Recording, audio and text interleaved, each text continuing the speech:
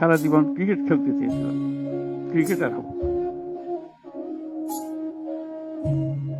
এখন দেখেন আমার পাটা কেটে কেটে ফেলেছে। ওই পা রাখার আর উপায় ছিল না।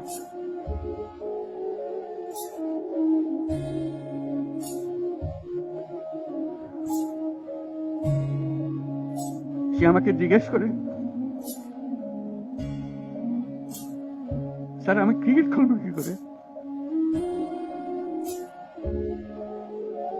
ক্রিকেট তার মাথার থেকে যাচ্ছে না, পা নাই।